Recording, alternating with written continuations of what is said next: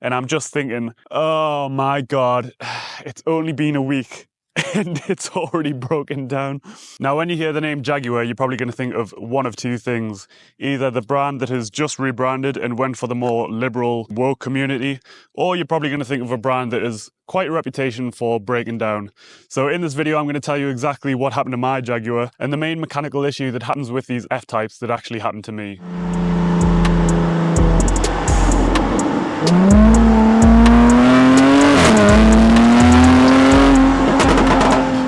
Pretty much a year ago, exactly, it was time for me to buy a new car. I actually bought my first F-Type, which was the Jaguar F-Type V6, not the V6S, which is what this car is. And unfortunately, after 1 week of ownership, it broke down. So I found this Jaguar F-Type V6. It was based in Edinburgh, only 2 hours away from me. It was a 2015 reg, and it had around 42 or 45,000 miles on the clock.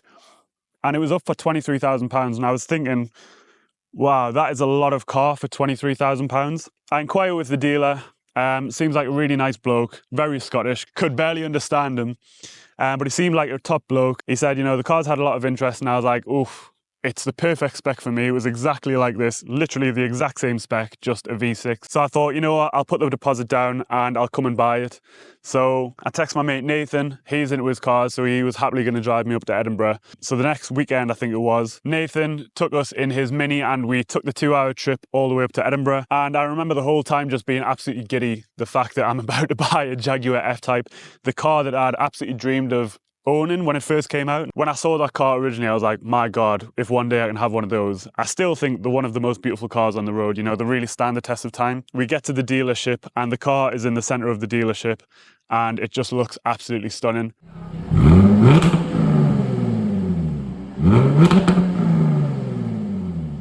We spent an hour or so, 2 hours, doing all of the admin work, sending him across the money. Finally, the car was mine. And I remember driving away from the dealership thinking, and I'm pretty sure my mate Nathan even made a joke about it, kind of wondering, is it going to get back to Newcastle without breaking down? But fortunately, it was absolutely fine. Everything was fine when I was coming away from the dealership and I was in absolute disbelief that this was my car. I had the car for the first week. Everything was absolutely spot on, having no issues at all. So I thought the next weekend, you know what? I haven't seen my mate Michael in a while. Give him a call, or I think I give him a text. And I said, do you want to go for lunch? So I picked him up and we go and make our way into Newcastle. And he's really impressed with the car. He can't believe that I've bought it for £23,000. Bearing in mind, these probably retailed around 75,000, I think. We're driving to Newcastle and I'm thinking, all right, I'll show him what the car is made of. I want to show him what the car sounds like. So we're about to join a main road and I'm on a slip road. And I think, right, now's the time. I'll put my foot down a little bit.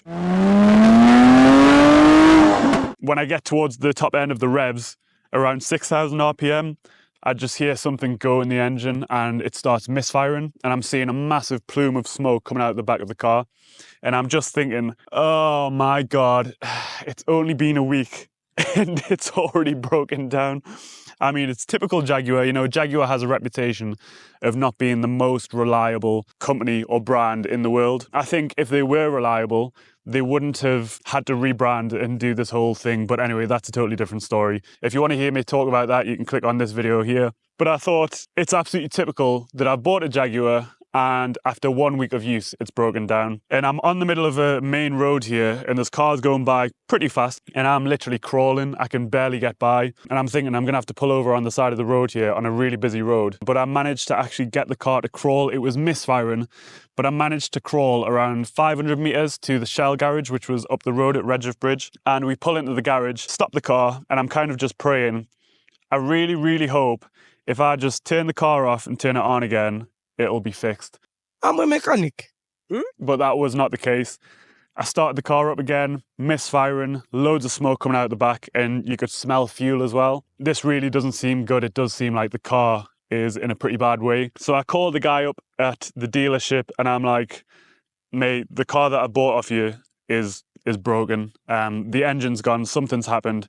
And he says, right, okay, we'll take a look at it for you, but it'd probably be best for you to kind of get it looked at. So I managed to get roadside assistance to take us to a garage first to get some diagnostics. The guy plugs in his diagnostics machine and it just comes up flooded with a bunch of error codes. The guy at ATS Euromaster suspects that I've blown the supercharger And he was kind of talking to me saying like, oh mate, if you've blown the supercharger, that is going to cost an absolute fortune. I ring up the guy that I bought it from again and I say, mate, yeah, I've had the guy diagnose the car. It's coming up with so many different error codes. So I send the guy at the dealer the error codes and he takes a look at them and he's saying, it looks like it's probably going to be one of the fuel injectors are jammed open. I come to find out that that is one of the biggest problems with these Jaguar F-types. And people say that it's largely due to moisture getting in the engine. So typically with these V6 models, what you'll find is these bonnet louvers are usually openings. And what you can see when you actually look over them here, not right now because these are different, you'll see that there are massive openings straight into the engine bay and you can actually see the engine cover on top and it'll say supercharger or supercharged. I think this is a massive issue with these cars because when it rains, all of the water is going to get into this engine bay.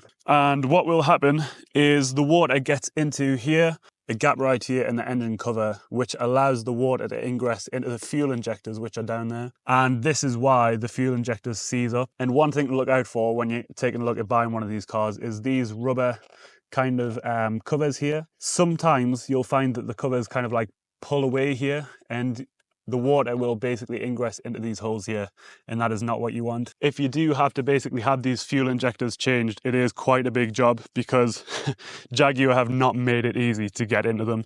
So you have to basically tear apart quite a bit of this engine, and you have to have a specific tool to get the fuel injectors out.